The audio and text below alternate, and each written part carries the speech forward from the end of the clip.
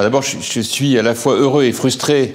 Heureux, bien sûr, de participer à cet atelier qui est organisé par la Banque des Territoires. Bon, et puis en même temps, très frustré, parce que l'année dernière, à la même époque, nous étions tous ensemble, alors que là, évidemment, c'est un peu frustrant de passer par des caméras. Mais enfin, on n'avait pas prévu le virus. Du coup, je suis très heureux de pouvoir partager quand même cette expérience avec vous, parce que c'est vraiment quelque chose qui m'a amené à penser que parfois on peut transformer une contrainte en force. Lorsque la loi nous est tombée dessus en nous disant vous avez l'obligation, parce que votre office d'HLM est trop petit, de fusionner, ça a été panique à bord. Parce que moi, l'un des secrets de notre entre guillemets réussite en rénovation urbaine à Meaux, c'est d'avoir maîtrisé les opérateurs. Et là, on nous disait, ben voilà, alors vous allez fusionner avec un autre gros ailleurs. Alors on nous a donné des noms un peu extravagants, de grands offices départementaux, régionaux, dans lesquels on allait être noyé. Et puis, il y a eu un espèce de miracle, c'est qu'on a regardé les seuils et qu'on nous a dit, si vous arrivez à fusionner avec un autre organisme local et qu'à deux, vous faites plus de 40 millions d'euros de chiffre d'affaires, si on peut dire, hein, là, à ce moment-là, c'est bon. Et le miracle, on avait une petite SEM, et en cumulant la petite SEM et notre office d'HLM, on atteignait le seuil magique des 40 millions d'euros. Et donc, on s'est jeté sur cette solution, et qui on est allé voir ? La Caisse des dépôts. Et là, on a eu la chance d'avoir des interlocuteurs qui ont accepté de relever le défi avec nous, puisque et la Banque des Territoires et CDC Habitat sont rentrés dans ce nouvel ensemble à hauteur de 30% du capital. Et grâce à cela, avec un apport de fonds propres significatif, on a réussi à avoir un outil extraordinairement efficace. Et c'est pour ça que je vous disais qu'on a transformé la contrainte en force, et que du coup, on ne fait pas que du logement social, que de la rénovation urbaine, on a la possibilité d'intervenir sur l'ensemble de la ville, et pas simplement pour, je dirais, casser des tours et reconstruire, mais aussi pour intervenir sur des commerces, sur de l'habitat dégradé, sur de la réhabilitation de patrimoine en centre-ville. Bref, c'est un nouvel outil d'aménagement, et donc finalement cette loi, ça m'amène à dire qu'elle était finalement pas si mal, donc j'en dis du bien. Bon, alors, une fois qu'on a constitué ce nouvel ensemble, en réalité, la question pour nous a été de savoir comment l'utiliser au mieux. Je m'explique. Lorsque j'ai été élu à Meaux, la première demande de mes administrés, c'était de se sortir de cette approche invivable de ghettoisation. On avait à Meaux, lorsque j'ai été élu maire, 56% de logements sociaux, dont 100% sur la moitié de la ville. On avait 20 tours, et des tours, des vrais de vrais, hein, et qui généraient évidemment leur lot de mal-être, de violence, de difficultés de toute nature. Et puis aussi, hein, ce qu'on connaît partout, la montée des communautarismes, les tensions, etc. L'idée a été de démolir ces tours, d'y mettre à la place des immeubles de 4 étages, de faire de la mixité sociale, et ainsi, petit à petit, de reconquérir non seulement l'espace, mais la qualité de vie. Et puis on a mis des caméras de surveillance, on a recruté 160 policiers municipaux armés. Petit à petit, les choses ont changé, on a diminué la délinquance par 2, les choses se sont améliorées. Mais c'est à ce moment-là que j'ai eu un reproche que je n'avais pas prévu, qui est arrivé des habitants du centre-ville, qui m'ont dit, voilà, monsieur le maire, comme d'habitude, vous faites tout pour les quartiers difficiles, ils ont parfois d'autres mots, hein, et rien pour le centre-ville. Et donc, comme je suis assez réactif comme garçon sur ce genre de sujet, ça ne devait pas être très très loin d'une échéance électorale, j'ai dit vous avez tout à fait raison, on va être très ambitieux pour le centre-ville. Et on a lancé ce qu'on a appelé en toute modestie, enfin moi à titre personnel la modestie c'est pas mon truc, le plan Marshall, en référence à la reconstruction de l'Europe. Et donc le plan Marshall pour le centre-ville de Meaux a été initié. Et très rapidement, on s'est heurté à d'énormes difficultés, habitat dégradé en centre-ville, pour ne pas dire marchand de sommeil, contraintes liées aux prescriptions des bâtiments de France, puisqu'on est dans un périmètre sauvegardé autour de la cathédrale. Et donc il y a eu un gros travail qui a été fait, et naturellement, j'ai sollicité très vite le concours de ce nouvel ensemble notre fameuse SAIEM mise en place pour pouvoir y participer. Alors quels sont les enjeux pour aller très vite?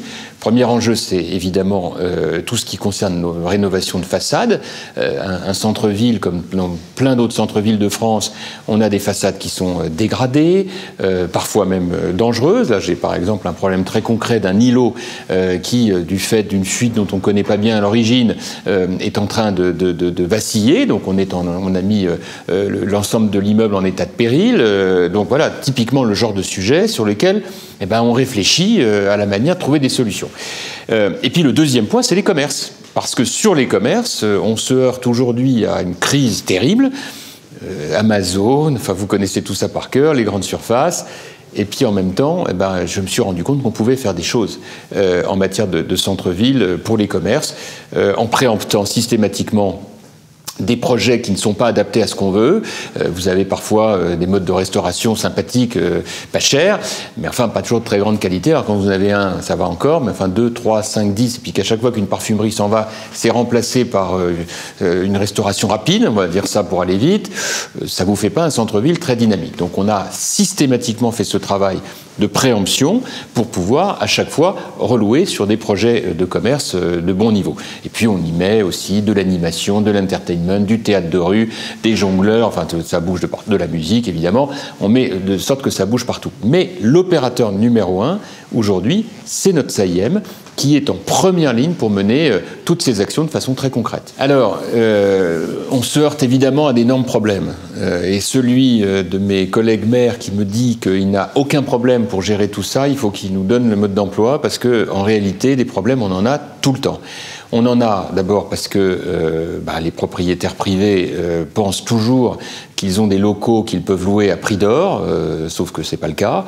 Donc on a du mal à trouver des commerçants, et puis même des locataires tout court. Ils n'ont pas toujours les moyens de financer des réhabilitations de façades, donc il faut les y aider, notamment quand les immeubles sont dégradés, les rénovations ça coûte très cher, que tout ça se fait dans une atmosphère de situation économique très tendue, même si on est en Île-de-France, c'est compliqué, et puis là avec en plus la crise sanitaire, j'ose même pas vous dire dans quel état on va ressortir de tout ça, donc les problèmes ils sont très nombreux.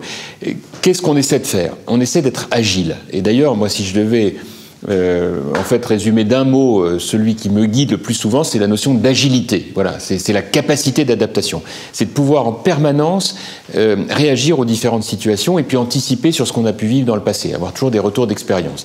Et moi, j'ai la chance d'avoir une équipe qui est extrêmement proactive et qui, en fait, très vite réagit sur les différents sujets en matière de prescription d'urbanisme, en matière donc de droit de l'urbanisme, qui est un sujet évidemment absolument majeur sur ces problématiques, mais aussi avec des partenariats. Et moi, je crois beaucoup à ça. On n'arrive jamais à rien faire tout seul, il faut être plusieurs. Et donc, nous, on a toujours noué des partenariats. Aussi bien d'ailleurs des partenariats publics que privés.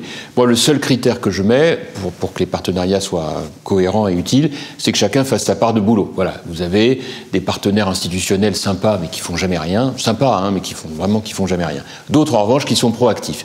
Et puis, heureusement, d'ailleurs, c'est ce qui fait la différence, c'est souvent la qualité des hommes et des femmes. Quand vous avez des gens qui prennent leur poste représentant un acteur donné et qui donnent du drive, pour nous, c'est une grande chance. Et c'est vrai que la Banque des Territoires connaît depuis ces dernières années une dynamique nouvelle absolument formidable et que pour nous c'est une grande chance. Du coup on associe la Banque des Territoires systématiquement à nos réflexions pour la rénovation de notre halle du marché, pour nos problèmes de stationnement, de circulation douce, de rénovation bien sûr de l'habitat dégradé. On essaie d'être en permanence en proactivité et bon, je vous dis pas qu'on gagne tous les jours, il y a des jours on gagne, des jours on perd. Mais globalement, on crée une dynamique. Et ça c'est vraiment formidable. Et puis peut-être le dernier point, c'est la notion d'expérience partagée. Moi, j'ai les yeux rivés sur ce que font les autres.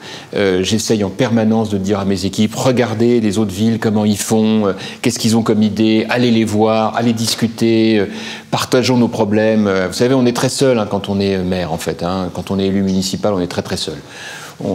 Les décisions, il faut les prendre, c'est pas toujours simple, on n'a pas la vérité révélée. Et donc, c'est vrai que dans ce domaine-là, tout ce qu'on peut faire pour s'inspirer des modèles qui réussissent, on n'hésite pas à le faire et c'est pour le bien commun et c'est ça qui est passionnant.